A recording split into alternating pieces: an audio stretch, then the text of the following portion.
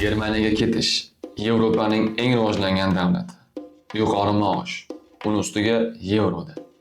Netto qancha, brutto qancha va shunga o'xshagan ko'plab savollar. To'xta o'zbegim. Qisqa muddatli konsalting faoliyatimiz davomida bir narsaga e'tibor berdim. 18-25 yosh oralig'idagi yoshlar Germaniyaga ketish yengillashgani sababidan atrofidagi tanishlari, qo'ni-qo'shni, qarindosh urug'ini Germaniyaga ketganini ko'rib, sarosima holatiga tushib qolgan. Maqsad bitta. Ketib olsam bo'ldi.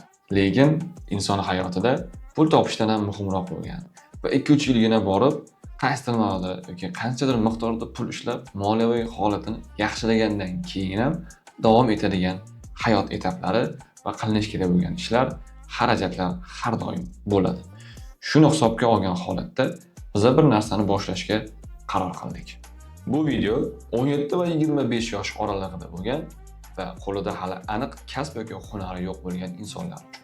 Bugundan boshlab sizlar uchun Germaniyada Ausbildung qilib o'rganish mumkin bo'lgan sohalar to'g'risida imkon qadar kengroq ma'lumot va tasavvur berib borishga harakat qilamiz.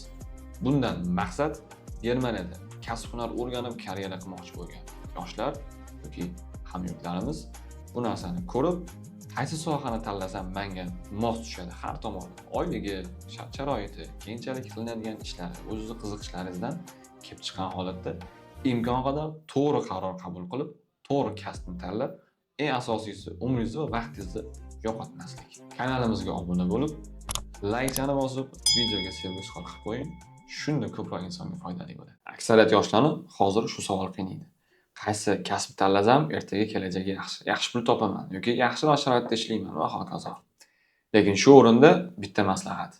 Siz qaysi kasbni tanlashingizdan qat'iy nazar, siz o'sha sohani eng zo'ri bo'lsangiz, shunda hamma narsa o'z vaqti bilan sekin bo'ladi. Men shu kungacha ko'rgan va ustozlardan o'rgangan kasb tanlash bo'yicha eng samarali usul bor. Shu narsani sizlarga hozir tushuntirib beraman. Eng birinchi o'rinda o'zingiz bilan yolg'iz, xotirjam, ya'ni hech kim yo'q xonada yoki bir joyga borib qolasiz, ya'ni o'tirasiz. Qo'lingizda qog'oz va ruchka bo'lishi kerak. Ana shunda o'tirib, siz fikr qilasiz va sizga qachondir qaysidir holatda qiziq tuyulgan, miyangizda yoki ichingizda o'ylab yurgan, shu soha qiziq bo'lsa kerak, shu soha qanaqa ekan degan qiziqish bo'lgan hamma sohani ro'yxat qilib yozib chiqasiz. U balkim 3 ta bo'lar, balkim 10 ta bo'lar, balkim undan ko'p bo'lar. Uni umuman qizig'i yo'q. Maqsad miyani bo'shatish. Siz miyani bo'shatib, hamma sohalarni qog'ozga tushirib olganingizdan keyin, ana o'sha sohalar bo'yicha imkon qadar ko'proq ma'lumot yig'ishni boshlaysiz.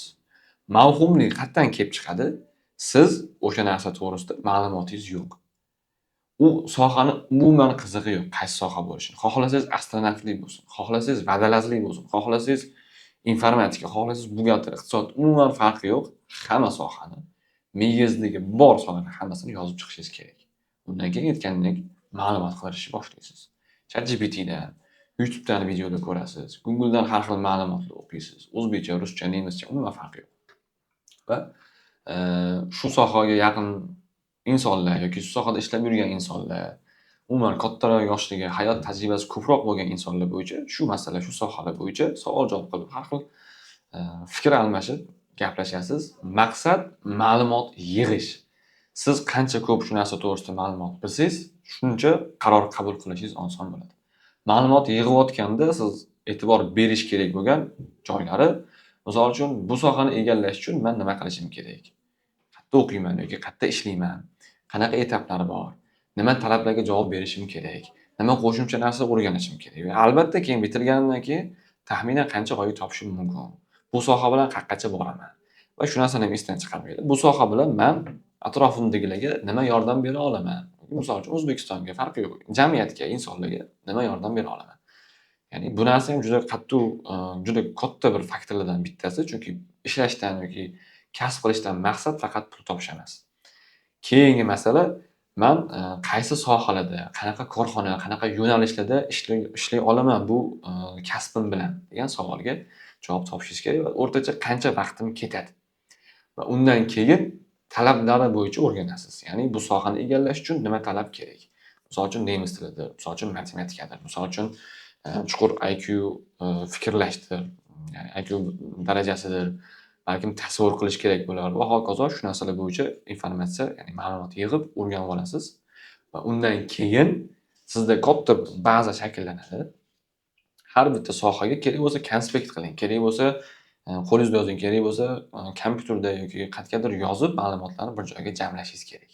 Ana undan keyin ma'lumotlar sizda boshlang'ich ma'lumotlar hosil bo'lganidan keyin o'zingizni qiziqishlaringiz, xohishlaringiz yoki niyatlaringizga solishtirib ko'rasiz har bitta sohani. Ana uning ichidan keyin sizga to'g'ri keladigan, o'sha boyagi o'zingizni kriteriyaringizga to'g'ri keladiganlarni tanlab olib, ana o'sha bo'yicha siz dokument topshirib ekan. Ana o'sha bo'yicha siz tayyorgarlik ko'rsangiz, o'ylaymanki, nisbatan yengil va nisbatan to'g'ri qaror, imkon qadar to'g'ri qaror bo'ladi. Albatta, bu narsani qilib ko'rgandan keyingina bilinadi, bu soha haqiqatdan siz uchun yo'qligi.